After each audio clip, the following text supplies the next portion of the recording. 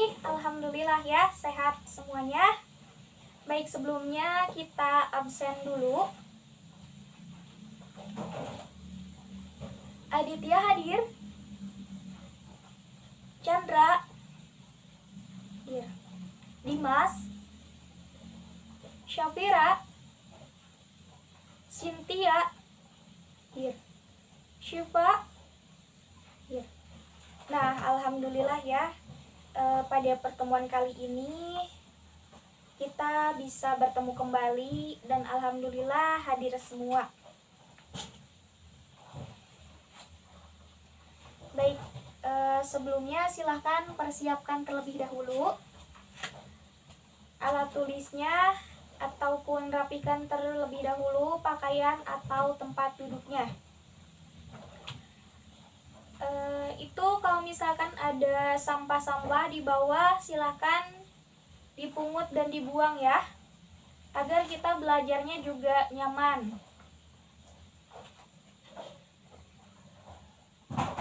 Bagaimana, sudah semuanya? Sudah ya, sudah siap. Jadi di pertemuan minggu kemarin kita sudah membahas mengenai akhlak terpuji ya. Nah, di pertemuan kali ini kita akan membahas mengenai akhlak tercela, yaitu riya. Baik, sebelumnya ada beberapa hal yang akan Ibu sampaikan mengenai kompetensi dasar. Boleh sambil dilihat ya di buku paket yang telah dibagikan, halaman 20. Kompetensi dasarnya memahami akhlak tercela riya, mengidentifikasi bentuk-bentuk riya, mengemukakan contoh riya, menyebutkan nilai negatif dari perbuatan riya. Baik, mungkin ada yang sudah mengetahui dan ada juga yang belum ya, tidak apa-apa. Karena kita akan mempelajarinya hari ini.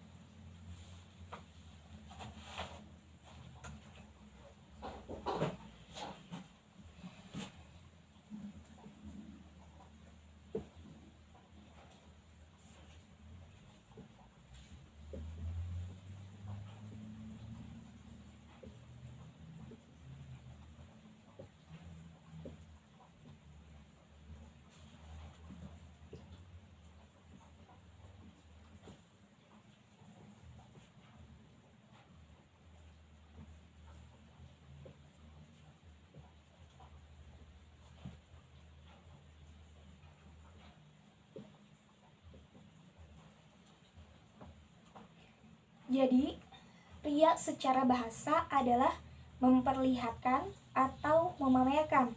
Sedangkan riya secara istilah adalah memperlihatkan segala sesuatu kepada orang lain, baik itu barang ataupun perbuatan baik yang telah kita lakukan. Nah, riya di sini terbagi menjadi dua. Yang pertama adalah riya jali, dan yang kedua adalah riya khufi. Nah, sebelum ke macam-macam riya, jadi ada hal yang serupa dengan riya, yaitu sum'ah. Sum'ah itu apa? Yaitu seseorang melakukan kebaikan, tetapi kebaikannya itu ingin didengar oleh orang lain. Tadi kan riya itu ingin dilihat, sedangkan sum'ah ingin didengar. Jadi ketika seseorang melakukan riya, otomatis dia juga melakukan sum'ah, karena kebaikan yang dia lakukan ingin dilihat dan juga didengar oleh orang lain, yang pada akhirnya akan membuahkan pujian dari orang lain. Rasulullah SAW bersabda, jadi barang siapa orang yang berbuat kebaikan tetapi ingin dilihat oleh orang lain, maka Allah akan memperlihatkan kejelekannya kepada orang lain. Begitupun dengan seseorang yang melakukan kebaikan tetapi ingin didengar oleh orang lain, maka Allah Subhanahu wa Ta'ala akan memperdengarkan kejelekan orang tersebut kepada orang lain. Nah, hadis riwayat Bukhari. Ria jali itu adalah seseorang yang berbuat kebaikan secara terang-terangan dengan niat ingin dilihat, ingin didengar oleh orang lain, supaya orang lain itu menghormati dirinya, menghargai dirinya. Kemudian ria khofi. Ria khofi adalah seseorang yang berbuat kebaikan tetapi secara sembunyi-sembunyi. Tapi di dalam hatinya dia ingin dihormati oleh orang lain, ingin dimuliakan oleh orang lain.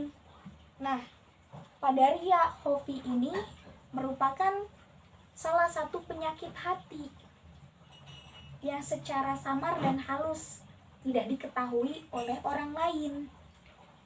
Jadi ria khofi ini ujung-ujungnya akan sama dengan ria jali, yaitu mendapat pujian dari orang lain. Kemudian selanjutnya contoh dari ria. Kita mencontohkan yang ingin menyumbang dana untuk pembangunan masjid. Nah, di sana ketika dia menyumbang di hadapan orang banyak dengan tujuan ingin dilihat, ingin dibicarakan kebaikannya oleh orang lain. Nah, itu salah satu contoh perbuatan ria dalam kehidupan sehari-hari. Adapun dampak negatif dari ria, apa sih? Nah, dampak negatif dari ria ada dalam Quran surat Al-Baqarah ayat 264. Yang artinya, hai orang-orang yang beriman, janganlah kamu menghilangkan pahala sedekahmu dengan menyebut-nyebutnya dan menyakiti perasaan si penerima. Jadi ketika kita menyebut-nyebutkan kebaikan kita di hadapan orang banyak, di hadapan orang lain, itu termasuk ria. Karena kenapa? Kita ingin dipuji oleh orang lain, kita ingin dilihat oleh orang lain. Nah, hal tersebut akan menghilangkan pahala kebaikan kita dan sekaligus menambah dosa. Karena kenapa? Karena ketika kita menyebutkan kebaikan kita di hadapan orang yang menerima kebaikan kita, mungkin dia akan merasa tersinggung, akan merasa tersakiti hatinya. Nah, di situ.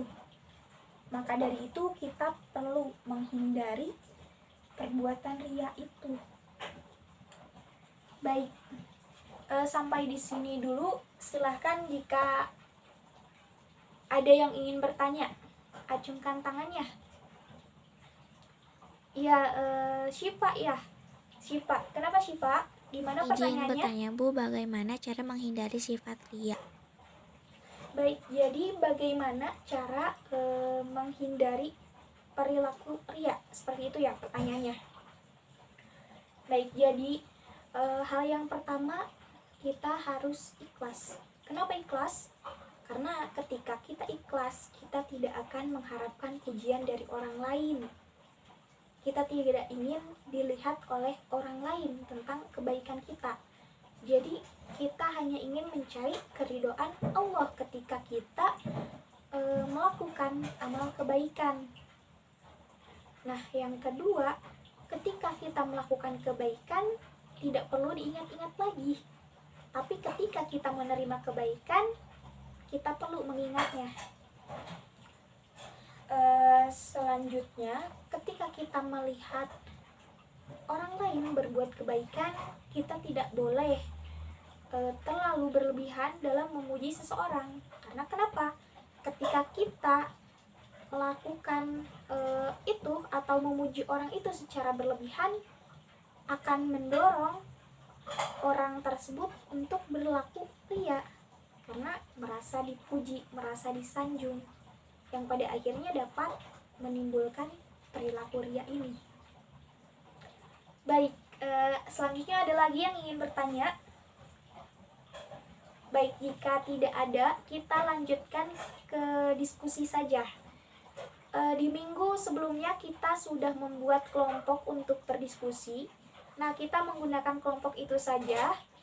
Setiap kelompok terdiri dari 3 orang. Sekarang silakan dibuka halaman 26 untuk bahan diskusinya. Nanti setelah diskusi selesai, silahkan perwakilan kelompoknya untuk mempresentasikannya ke depan. Sekarang silahkan bergabung dulu dengan kelompoknya dan silahkan berdiskusi.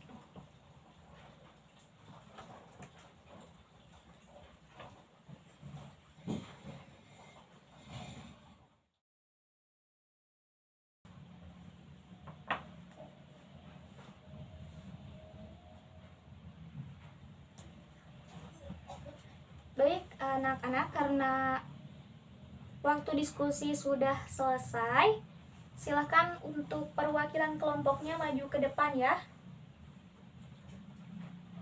Silakan. Kelompok 1 siapa perwakilannya? Syafira. Ya, silakan. Langsung saja maju ke depan ya. Dan paparkan hasil diskusinya. Baik, bismillahirrahmanirrahim. Assalamualaikum warahmatullahi wabarakatuh. Perkenalkan, nama saya Syafira. Saya perwakilan dari kelompok 1. Baik, bismillahirrahmanirrahim. Perkenalkan, nama saya Syif. Baik, alhamdulillahirabbil alamin. Setiap kelompoknya sudah mempresentasikan hasil diskusi.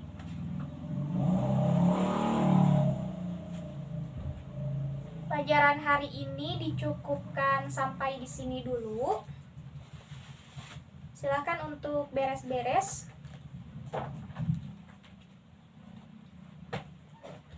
Untuk pertemuan minggu ini tidak ada tugas ya. Mungkin akan diberikan tugas untuk minggu depan saja. Silakan sebelum pulang pimpin doa terlebih dahulu.